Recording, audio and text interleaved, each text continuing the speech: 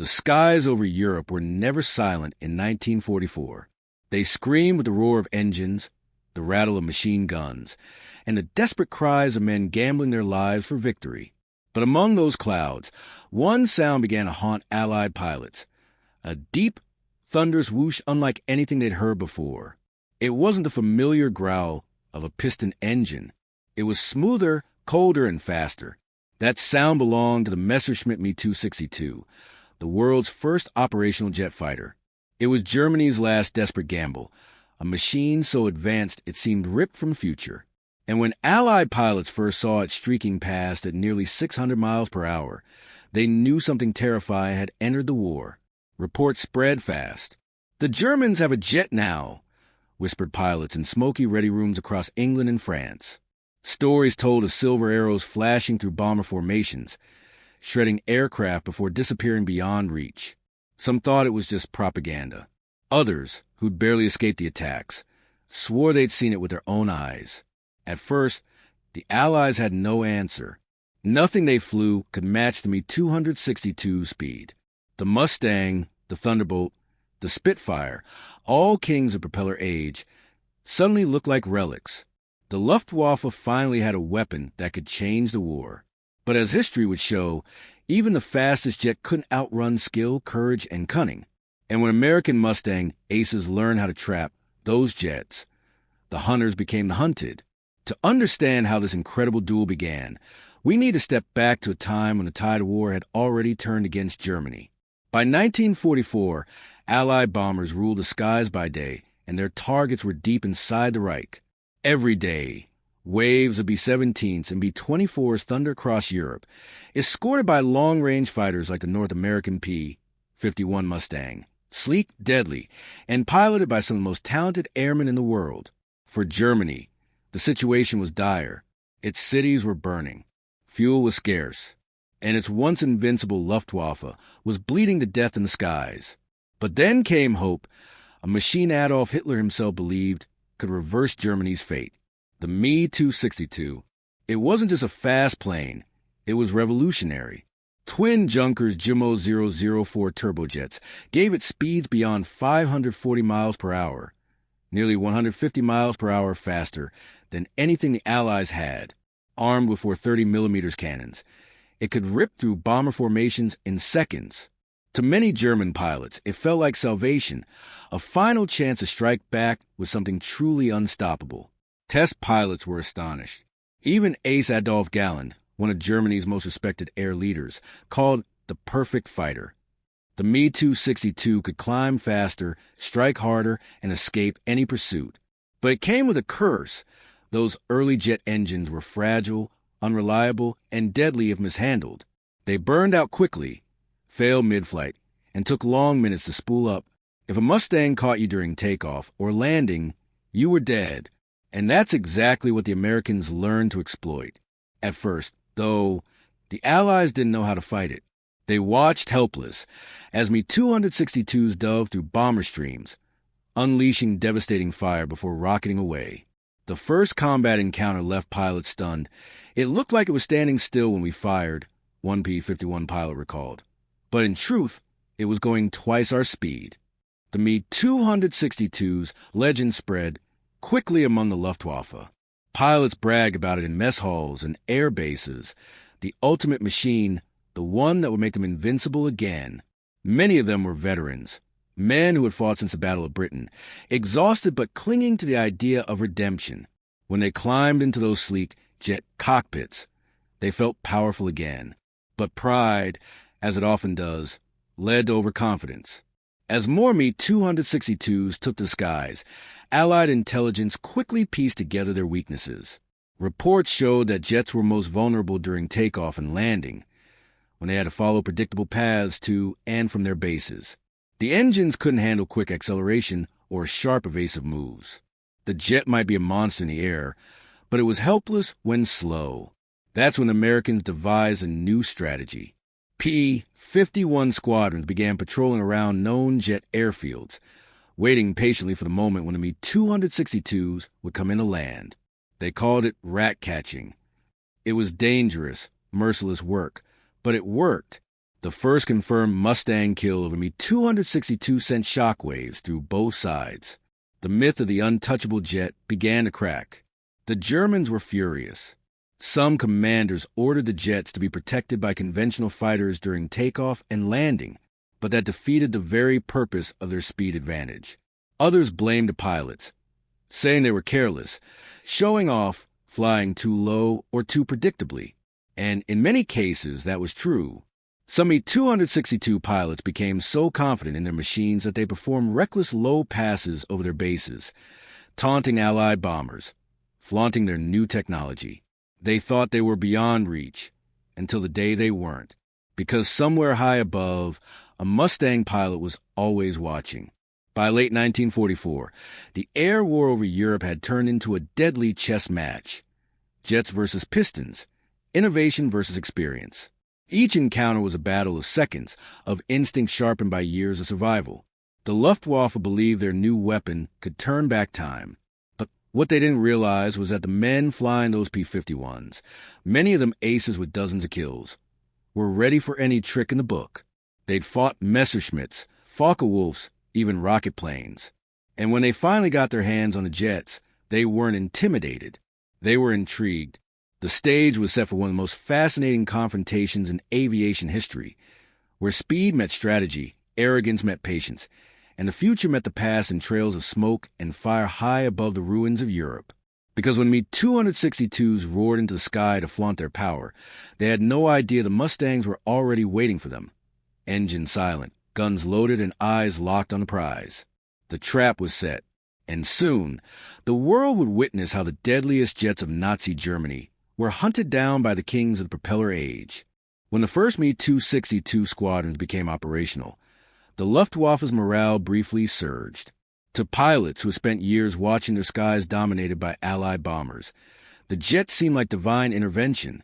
It could slice through a formation of B-17s in seconds, deliver a deadly burst from its 30mm cannons, and be gone before escort fighters even reacted. But the truth was more complicated. The Me-262 was fast, blindingly fast, but its engines were fragile, its maintenance hellish, and its tactics poorly understood. The jet required delicate handling and careful throttle control. Push the engines too hard, and they would flame out or even explode. Germany's fuel shortage made things worse. Every flight was a gamble, and despite the jet's incredible potential, the Luftwaffe had no time left to master it. Still, the Germans flaunted their new toy with dangerous pride. Allied pilots reported seeing Me-262s making unnecessary low passes over airfields, showing off to ground crews or visiting officers. Some Luftwaffe commanders even encouraged these stunts for propaganda, to prove the jet's superiority. But that arrogance was exactly what the Americans were waiting for.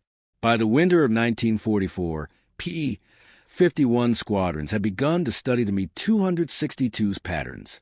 Intelligence officers marked out every known jet base, Lechfeld, Newburgh, Munich, and Mustang pilots were assigned to patrol them. The orders were simple. Don't chase the jets in the air. Wait until they're slow. Wait until they come home. And that strategy worked like clockwork. On November 8, 1944, Lieutenant Urban Ben Drew of the 375th Fighter Squadron spotted two Me-262s near Akmer Airfield. He didn't try to outrun them. He climbed above, waited, and pounced just as they turned to land. Within seconds, he fired. One jet burst into flames. The other broke apart before hitting the ground. 2 jets down, no losses. Drew returned to base with his victory confirmed. The first double Me-262 kill by a single Mustang pilot. It was a wake-up call for the Luftwaffe. The untouchable jets were no longer safe even in their own skies. Yet, despite mounting losses, Germany kept sending them up. The jets were too important politically to be grounded. Hitler himself insisted they be used as bombers, a catastrophic decision that stripped them of their greatest advantage. He wanted Me-262 to carry bombs and attack Allied ground targets, believing it could turn the tide. Pilots protested. They knew it was madness. But the Führer's word was final. So the world's first jet fighter was forced into a role it was never designed for. With bombs strapped underneath, the Me-262 lost speed and maneuverability, becoming easier prey for Mustang aces circling the skies. Meanwhile, Allied intelligence began studying Capture Me 262 wrecks. Engineers were shocked at the sophistication of the jet, the swept wings, the high-speed aerodynamics, the turbojet design years ahead of anything else. But they also saw its flaws: cheap materials, unreliable turbines, and dangerously short engine life. Some jets barely survived 25 hours of flight before needing major repairs. Still, in the hands of an experienced pilot, the Me 262 was a killer. Take the story of Luftwaffe ace Franz Schall. In just a few months, flying Me 262, he scored 10 victories, 4 of them heavy bombers. His speed allowed him to dive through formations, fire short, devastating bursts, and vanish before escorts could react. But even he wasn't invincible. On April 10th, 1945, as he came into land, his jet was caught by a P-51 from the 78 Fighter Group. A short burst from the Mustang tore through the fragile jet engines. Schall's Me 262 crashed before it reached the runway. That was a cruel reality of the jet war. Victory or death could come a heartbeat. Many Luftwaffe pilots never had proper training for their new jets. The once proud German training system was collapsing. Young pilots with only a handful of flight hours were being thrown into cockpits capable of 540 miles per hour. They didn't stand a chance against veteran Mustang aces who had fought through every phase of the air war. And the Americans weren't just better trained, they were relentless. Mustang units like the 339th and 55th Fighter Groups made it their mission to hunt Me 262s. They called it jet busting. They'd fly long-range escort missions, but whenever intelligence hinted that jets were operating nearby, they divert to lurk above the known bases. Some pilots even timed their patrols to coincide with the jet's fuel-short return trips, waiting until Me 262s were forced to slow down. It became a deadly ritual. Jets taking off were vulnerable for nearly a full minute. The Jumo 004S took that long to build enough thrust. A Mustang could dive in and attack before the jet even lifted off the ground. On landing, it was worse. The Me 262 had to glide in slowly, gear down, with almost no throttle, a perfect target.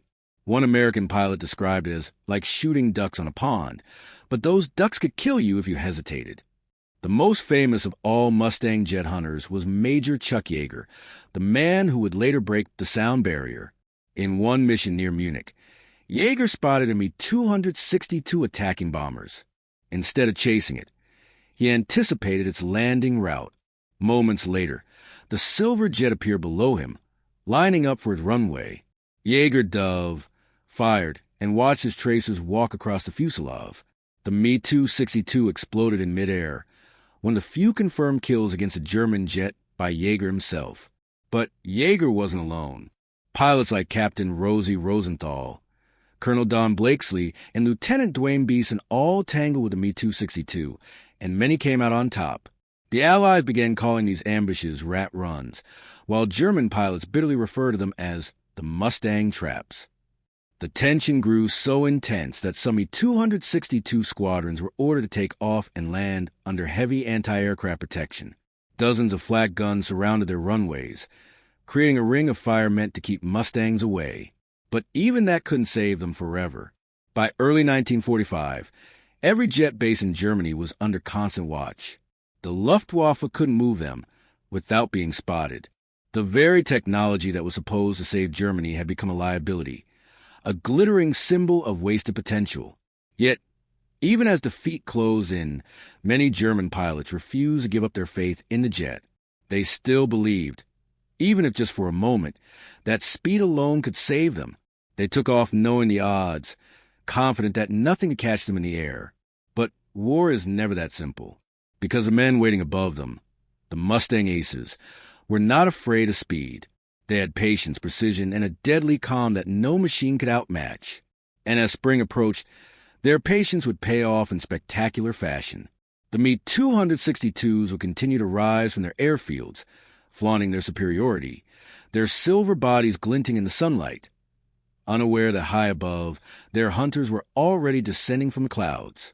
And when those two worlds collided, what happened next would define the final air battles of World War II. where the jet age was born, but the propeller kings refused to die quietly. By the spring of 1945, the skies over Germany had become a graveyard of wreckage. The once feared Luftwaffe was a shadow of itself, short on fuel, short on pilots, and forced to fight a losing battle under relentless Allied bombing. But among those ruins, one weapon still gave them hope: the Me-262.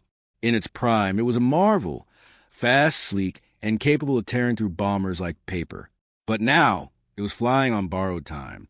Every sortie meant risking precious engines, fuel, and pilots. And the Americans were closing in. The Allies had grown obsessed with the jet. Every briefing began with the same warning: if you see one, don't chase. Wait for it to slow down.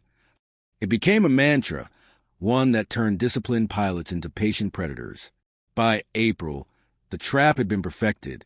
P-51s flew in coordinated packs near known Me-262 airfields, maintaining altitude and radio silence. They'd circle at 15,000 feet, scanning for the faint shimmer of jet exhaust below. The moment a Me-262 began its landing approach, the Mustangs would dive like falcons. One of the most dramatic encounters came near Munich airfield in the final weeks of the war. Captain Jack Bradley, flying a P-51 named Passion Wagon, spotted a Me-262 lining up for landing. He throttled back, keeping his altitude.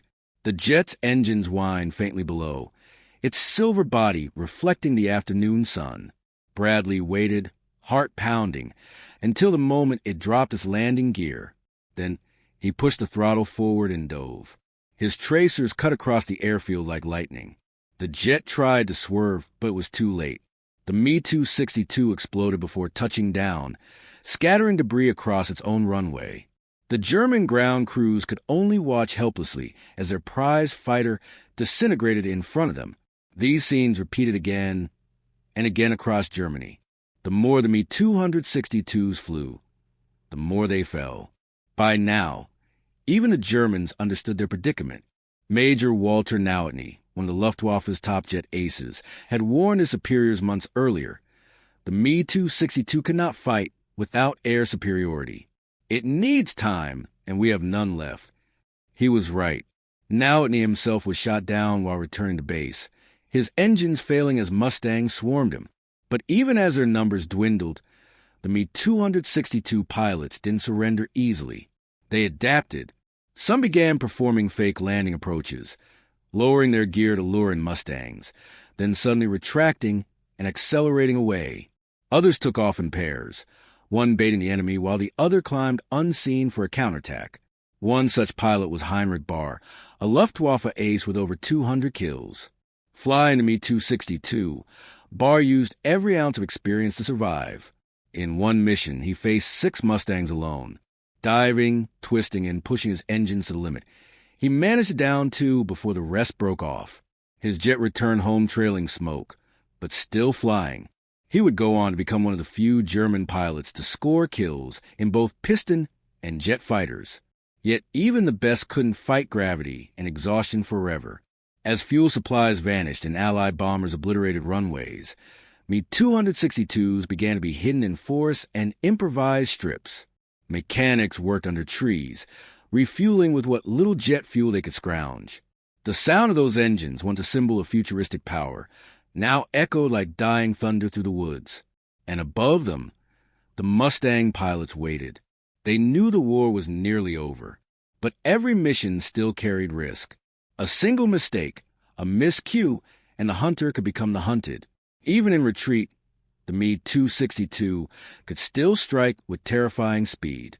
One of the most chilling encounters happened to Lieutenant Bob Stevens of the 357 Fighter Group. He spotted a Me-262 strafing Allied supply convoys below. Stevens dove from high altitude, but the jet pulled away instantly, its twin engines glowing white. Stevens chased anyway, pushing his Mustang to the red line. The speed toward his control surfaces. The wings rattled, the engine screamed. But then, to his surprise, the jet began to slow. Smoke poured from its right engine, a flameout. The Me-262 pilot was losing power. Stevens closed in and fired, the round striking home. The jet erupted into a rolling fireball, that spiraled into the forest below. Stevens later said, "It was fast, faster than anything I'd ever seen, but it still had to land somewhere." That single sentence summed up the entire jet war. The Me-262 was a machine of the future trapped in the past. Its technology was brilliant, but it arrived too late, in too few numbers, and under command of a regime already collapsing. When Germany finally surrendered in May 1945, dozens of Me-262s lay wrecked across airfields. Some had been destroyed by their own crews to prevent capture. Others sat abandoned, engines torn apart for parts that no longer existed. Allied soldiers and engineers marveled at the wreckage. They photographed every angle, studied every bolt. The British, Americans, and Soviets all scrambled to capture the surviving jets. Within months, those designs would shape the future of aviation, from the F-86 Sabre to the MiG-15. But for the men who fought in those final months, the Me-262 wasn't a scientific marvel. It was a ghost, a machine that came too late to change fate, but not too late to take lives. As peace slowly returned to Europe, stories of those jet duels began to spread. Mustang aces recalled the tense hunts, the sudden flashes of silver in the sky, and the thrill of downing a target once thought impossible. Some admitted a grudging respect for the German pilots, men who flew experimental machines with almost no chance of survival, yet still climbed into the cockpit. And the Germans, too, remembered. Many surviving Luftwaffe pilots later spoke with admiration for their American adversaries, the patience, the precision, the cold efficiency of the Mustang squadrons that stalked them from the clouds. It wasn't hate that filled their memories. It was recognition. Both sides knew they'd witnessed the end of an era. Because in those skies, amid smoke and fire, the age of the propeller met its end. The Mustang, the final, perfect expression of piston-powered flight, had faced the future head-on and held its ground. The Me-262 was the dawn of the jet age, but its story began with pride and ended in ruin. It taught the world that speed alone could never guarantee victory. What mattered most were the minds and hearts of those who flew. So when we look back on those duels, the Mustang circling quietly above the clouds, the Me-262s roaring beneath them, the brief moments where hunter and hunted traded places, we see more than just machines. We see the passing of a torch. The jet age would rise from the ashes of war, carry with it the lessons learned in those desperate final battles. And though the Me-262 never changed the outcome of World War II, it changed everything about the world that came after. Because in those final days, when German pilots flaunted their new jets with confidence, they never realized that history was already watching, and that somewhere high above, the Mustangs were waiting to write the last chapter of skies.